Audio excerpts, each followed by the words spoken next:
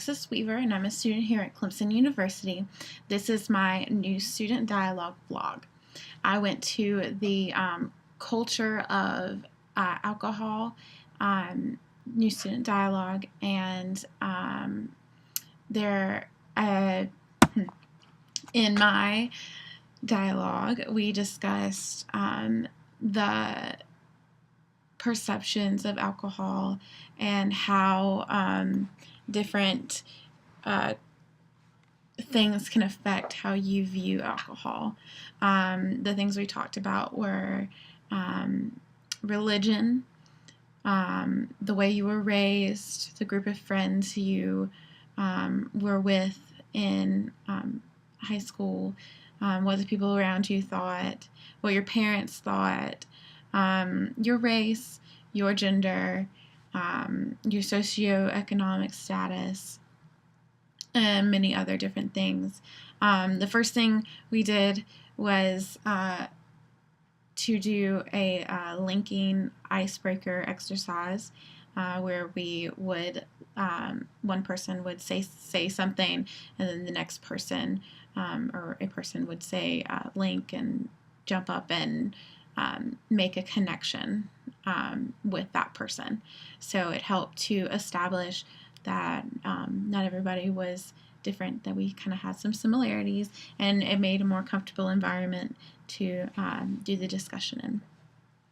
The next thing we did was to break up into groups, or no, the next thing we did was to fill out a little chart with all the different things that affected our view of alcohol or any type of recreational drugs and stuff like that.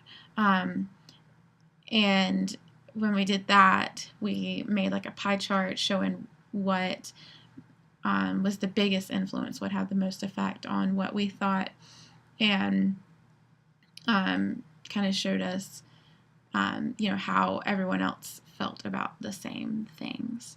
Then the next thing we did was to break up into groups and write down some of the things that we perceived before about alcohol and partying and alcohol in college before we came to college. And then we went around the room and shared that. And that really helped to show that you weren't the only one who thought this way, or you weren't the only one who thought that every night was a party, or that everybody in college drank and stuff like that. It really helped you to know that, a lot of people thought about the same things.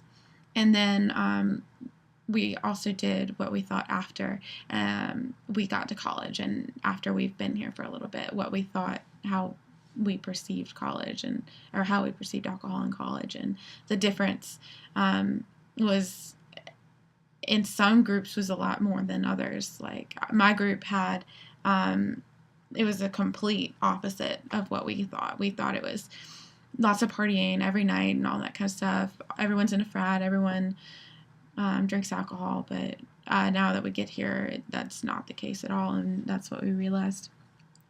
I think our session really did achieve true dialogue. We had some good back and forths and differences of opinions, but everyone made an effort to at least say something. We had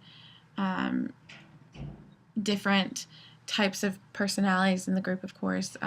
Some people spoke more than others, and the people that were really reserved, I think by the end, felt comfortable enough to speak up and give their opinions. In my group, during my dialogue, I tried to speak up as much as I could. I had a more neutral opinion, so I could see both sides, though. So I wasn't really for or against. But I think the best part of the dialogue was that our dialogue was to show that it was not that you don't have to drink in college, and that not everybody's doing it. And it was a good way to show you that you're not the only one who has these opinions, and that there's a lot of people who are right there with you, and it really helped you connect with your fellow students and know that you're not alone in your opinions, and you don't have to go out. There's so many other things that you can do.